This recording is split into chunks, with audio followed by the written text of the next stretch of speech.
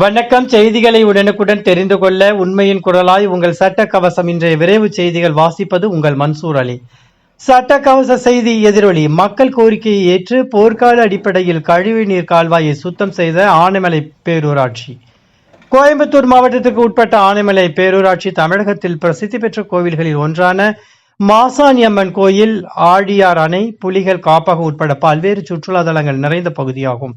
இந்த ஆனைமலை பேரூராட்சியில் சுமார் 50,000க்கும் மேற்பட்ட பொதுமக்கள் வசிக்கின்றனர்.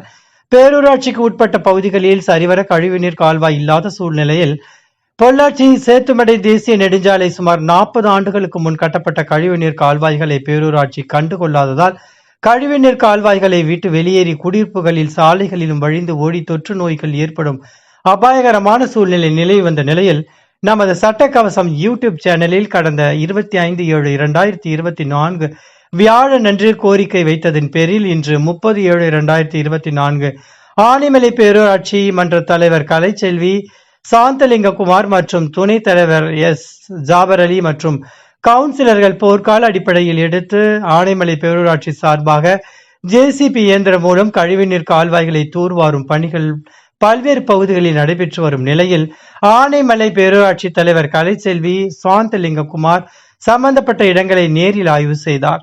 கழிவுநீர் கால்வாய்களை சுத்தம் செய்து கொடுத்த பேரூராட்சி தலைவர் மற்றும் உறுப்பினர்களுக்கு, தூய்மை பணியாளர்களுக்கும் நமது சேனலுக்கும் பொதுமக்கள் நன்றிகளை தெரிவித்தனர். இத்துடன் இச்செய்தி அறிக்கை முடிவடைந்தன. மீண்டும் அடுத்த செய்தியில் சந்திப்போம். அதுவரை சட்ட கவச இணையதளத்துடன் இணைந்திருங்கள். வணக்கம்.